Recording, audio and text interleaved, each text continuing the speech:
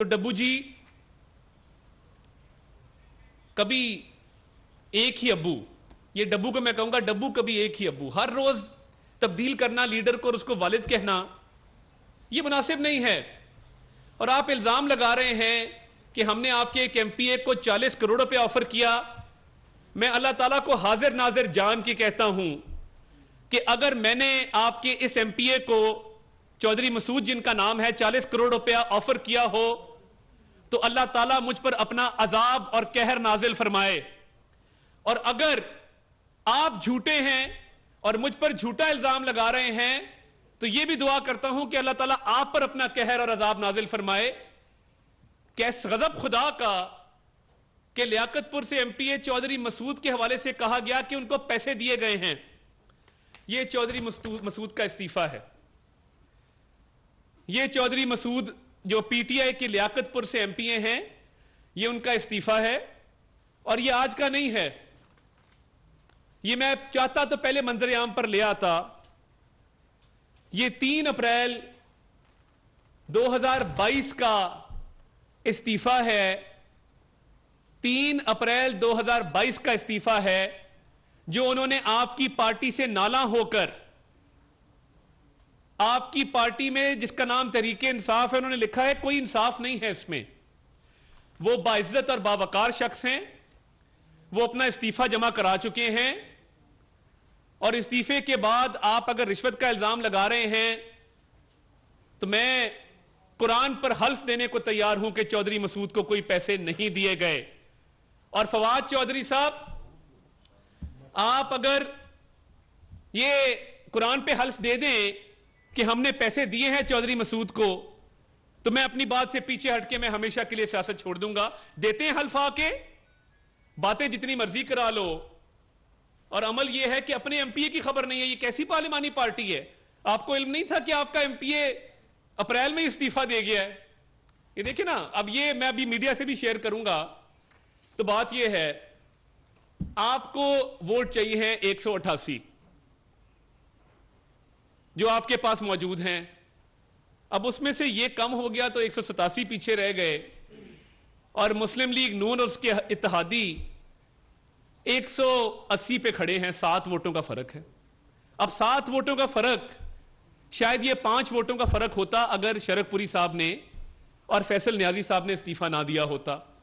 उन्होंने भी इस्तीफा दिया, सबके सामने दिया है। आपने लिया इस्तीफा, हमने तो नहीं कहा कि आपने उनको करोड़ों की ऑफर की है। तो बात यह है ना, हम कहेंगे मेरे लिए शरकपुरी साहब काबिल एहतराम हैं, आज भी उनसे राब्ता है, वापस आएंगे वापस लेंगे उनको, बिल्कुल लेंगे, क्यों नहीं लेंगे, हमारी पार्लिमानी पार्टी के मेंबर हैं। तो ये अब उन दोनों को निकाल के फर्क 7 का रह गया भाईजान। इसीलिए आपका ये जो रोना है ये मेरी समझ में आता है कि जो चीखो पुकार है अता तारड़ को गिरफ्तार कर लो, इसको बंद कर दो, ये इसलिए है क्योंकि ये अभी एक इस्तीफा आया है। हो सकता है इसके बाद मजीद भी आ जाएं और 7 वोट हैं आपके पास और आपकी पार्लिमानी पार्टी में आज सिर्फ 100 अफराद मौजूद थे। तो ठीक है, चीखो पुकार जरूर करें, मगर एक और बात मैं करता चलूं। मौलाना इलियास चिन्योटी हमारे चिन्योट से एमपीए हैं। परवेज इलाही साहब और उनके साहबजादे ने वो हज की अदायगी के लिए सऊदी अरब में मौजूद थे। उन्होंने सऊदी अरब की मुकद्दस जमीन पर हज के फरीजे के दौरान मौलाना इलियास चिन्योटी के पास एक शख्स को 10 करोड़ रिश्वत देके भेजा। अब एक बंदा हज पे है, आपको बड़ा शौक है वजीर आला बनने का, आपका बेटा भी दीवाना वार फिर रहा है, आज भी प्राइवेट जेट पे इस्लामाबाद गया हुआ था और इस्लामाबाद में भी जाकर जो एमपीएस हैं कुछ इस्लामाबाद में मौजूद उनकी मिन्नत तरला कर रहा था। तो ये आपको शौक है, बिल्कुल है, होना भी चाहिए वजीर आला बनने का, मगर एक बंदा हज पे गया है, मुकद्दस सरजमीन पर मौजूद है, हज की अदायगी के दौरान रिश्वत देना एक मकरू और कभी अमल है, मगर आप इससे भी बाज नहीं आए। असल में चौधरी परवेज इलाही साहब जो हैं वो भी इमरान खान के कान में आगे कहते हैं ना इस्लामी टच दें, वो भी कोशिश करते हैं। अंदर से तो खोखले हैं, अंदर से तो सारा रिश्वत का माल है। आज भी हमारी एक, अब ये देखें, एक स्टोरी ये आ गई कि एक एमपीए इलियास चिन्योटी फरीजा हज अदा कर रहे हैं, वहां पे उनके पीछे रिश्वत दे के सऊदी अरब भेजा गया। हमारी फैसलाबाद से एक एमपीए हैं, बुजुर्ग खातून हैं, बीमार हैं, उनके घर में अपने 2 अजीजों को भेजा रिश्वत के पैसे देकर। अब उनके जो दामाद हैं हमारी एमपी के कर्नल जाहिद, उन्होंने गालियां देकर उन लोगों को घर से निकाला। आप अंदाजा करें कि एक तो किसी के घर में चले जाना बगैर इजाजत के, बगैर पूछे, और उसके बाद रिश्वत ऑफर करना, बैग उठाए हुए थे उन्होंने, तो आज गालियां देकर उनको निकाला है। तो चौधरी साहब बस कर दें। अब आपके बंदे अगर इस्तीफों पे आ गए हैं और अब आपकी हराम का पैसा कोई लेने को तैयार नहीं है, तो कितना आगे जाएंगे? तो फवाद चौधरी साहब, बंद तो परवेज लाई और उसके बेटे को करना चाहिए। आपको अता तारड़ खटकता है तो मैं जेल में आके बैठूंगा इंशाल्लाह, और आपके घर आके बैठूंगा चौधरी फरूख अल्ताफ साहब के पास, और मुझे रोक सकते हैं तो रोकिएगा, बड़े शौक से रोकिएगा। मैं आपकी तरह पार्टियां तब्दील करने वाला शख्स नहीं हूं। मैंने आंख इसी पार्टी में खोली और इंशाल्लाह आंख बंद भी इसी पार्टी के अंदर होगी। आपकी तरह छोटे छोटे मफाद के पीछे लोगों की खुशामदें, फर्शी सलाम करने मुझे नहीं आते। तो ये जो मामलात पंजाब के चल रहे हैं, अब अदालत में जाके दरखास्तें दे रहे हैं, रो रहे हैं कि कंटेम्प्ट ऑफ कोर्ट हो गई। तो जो आपके लोग पैसे लेकर फिर रहे हैं वो कंटेम्प्ट ऑफ कोर्ट नहीं है।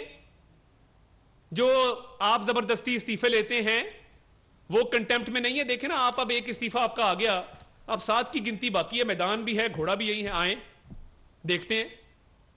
तो मैं पुरुमीद हूं, पुरज़म हूं कि ये जो पार्टी है पिंकी, गोगी और इमरान, लूट के खा गए पाकिस्तान, जो एक जाली बयानिया बनाया गया, गुलामी कबूल नहीं होगी, एब्सोल्युटली नॉट। मैं ये पूछना चाहता हूं कि एब्सोल्युटली नॉट किसको कहा, किस बात पे कहा? आपको क्या डिमांड? आज तक कोई ये नहीं बता सका कि एब्सोल्युटली नॉट किसको कहा था, किस बात पे कहा था। बस नारा लगा दिया एब्सोल्युटली नॉट। आप कहते अमेरिकी साजिश है, एक कागज आप दे सके, हर चीज आपकी गलत साबित हुई है। आप पे क्योंकि शयातीन उतरते हैं, कल ख्वाजा साद रफीक साहब ने कहा, तो ये फितरा खान जो है, जब शयातीन उतरते हैं तो ये अमेरिकी फंडिंग, जो फॉरेन फंडिंग इसने वहां से यहूदियों से पैसे लिए हैं, उसका फैसला भी आ जाना चाहिए फॉरेन फंडिंग का। तो तब नहीं पता था कि ये हराम का पैसा है जो मैं फॉरेन फंडिंग में ले रहा हूं, मुलाजमों के नाम पे अकाउंट्स हैं, और पार्टी की फंडिंग का पैसा अपने जाती इस्तेमाल में लाया हूं। उस पे कोई एब्सोल्युटली नॉट नहीं कहा। एब्सोल्युटली नॉट आपको फॉरेन फंडिंग पर कहना चाहिए था कि एब्सोल्युटली नॉट, मैं ये यहूदियों का पैसा, ये अमेरिका से पैसा नहीं लूंगा। तब तो मीठा मीठा हप हप था। तो वो आज भी आपकी अजीजदारियां भी हैं, अमेरिका में रिश्ते भी हैं। तो बंदा क्या बात करे और क्या कहे? आपको एक झूठा बयानिया बना दिया जी, एंटी अमेरिका बयानिया बन गया जी मुल्क में। ओ भाई ये बयानिया है क्या? एब्सोल्युटली नॉट की हकीकत क्या है? कोई नाम बता दे जिसने साजिश की हो। नहीं। और फिर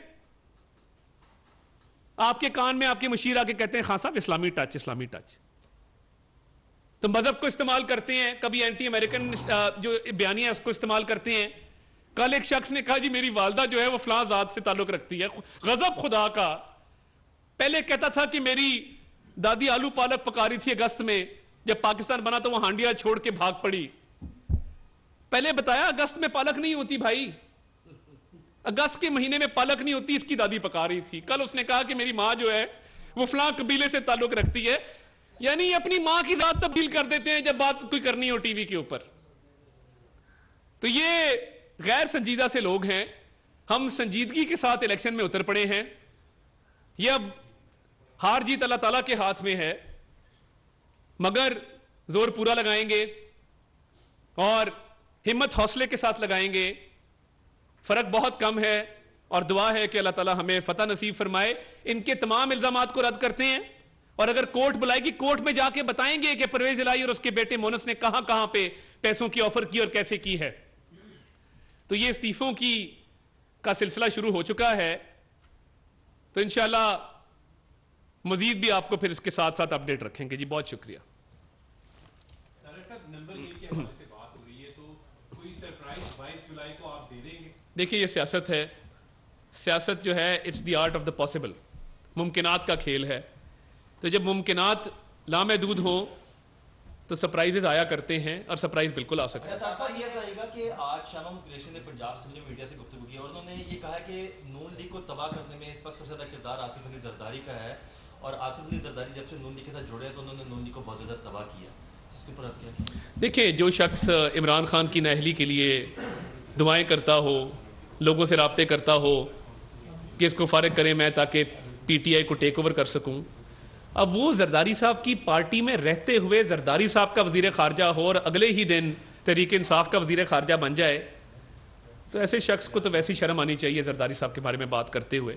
एक आप पार्टी में रहे, भरम होता है, दीद लिहाज होता है, और जो भी ये आज है शख्स ये पीपल पार्टी की वजह से है। तो अब एक शख्स अपने मोहसिनों को भूल जाए और बेशर्मी पुतरा है तो उसका कोई इलाज नहीं है। अच्छा साहब, मुस्लिम लीग काफ और PTI पंजाब असेंबली में बहुत कुछ बोल चुकी है वज़ीर आला के इंतखाब के मौके पर, क्या वो फसल तैयार है जो उन्हें काटनी होगी परसों? देखिए, हम पुरअमन लोग हैं, हमने कभी अमन खराब नहीं किया, ना ऐसा कोई इरादा रखते हैं। डिप्टी स्पीकर पर जो हमला किया गया था, वो जिस तरह किया गया था वो सब जानते हैं। हमें देखिए, मैं अपनी बात करूं, मैं कभी किसी जगह पहल नहीं करता, मगर अगर कोई हाथ उठाएगा तो उसका जवाब हमें जरूर देना आता है। अच्छा, ये बताएं, कभी आपने कहा कि जो परवेज लाई को वज़ीर आला नामजद किया गया, तहरीक इंसाफ के कुछ लोग नाराज हैं इस पर, वो नाराज अरकान आपके साथ राब्ते में, और दूसरा जो शहबाज की वालदा का एक नाम पेश करने के बाद ये सॉफ्टवेयर को आपने एक रात में चेंज किया, वो तहरीक इंसाफ देखें, देखिए बात यह है कि कश्मीर इलेक्शन में मुझे गिरफ्तार किया गया, मैंने रात हवालात में गुजारी, मैंने सुबह जाके बेल कराई। तो शहबाज गिल साहब ने तो पता नहीं क्या किया, रातों रात, यानी एक रात बंदा जेल में गुजार रहा था ना, चले कोई बात नहीं, गुजारनी पड़ जाती है। तो रो धो के मुझे वहां से खबरें आ रही थी कि वो जो सलाखों के पीछे खड़ा, दूर से आंखें नम थी और रोता रहा वहां पे बैठ के जेल के अंदर। तो ये मर्दों का काम है जेल जाना। अब मतलब आंसू जारी हो जाए इंसान के जेल जाते ही, और तरला मिन्नत करे कि मेरी बेल कराओ खुदा का वास्ता। इसने कोई तहरीर भी दी है लिख के कि मेरी फौरी तौर पे बेल कराई जाए, मैं बीमार आदमी हूं। तो ये पता नहीं किस तरह के लोग हैं, रातों रात जो बेल इसने कराई है गिरफ्तारी के चंद घंटों बाद, तो इसको जारो कतार रोता रहा है वहां पे हवालात के अंदर। तो मैं अब क्या कहूं, तो इसलिए जात बदल दी वालदा की सुबह उठ के। तो ये एक अजीब मामला है कि भाई मतलब जो जात है वालदा की वही रखो, तुम गिल लोग अब वालदा की जात बदलने का मुझे समझ नहीं आया कि ये माजरा है क्या। तो बस ये नसीब की बात होती है कि जेल से रो के जमानत लेके रात को निकल के सुबह वालदा की जात तब्दील करना, ये कुछ लोग ही कर सकते हैं। आपकी जमात में कोई राब्ते हैं काफ लीग से हों या PTI से? देखिए, ये सियासत है। सियासत में रिश्तेदारियां भी होती हैं, अजीजदारियां भी होती हैं, राब्ते भी होते हैं, दरवाजे भी खुले होते हैं, खिड़कियां भी खुली होती हैं, तो बिल्कुल राब्ते हैं। बहुत शुक्रिया जी।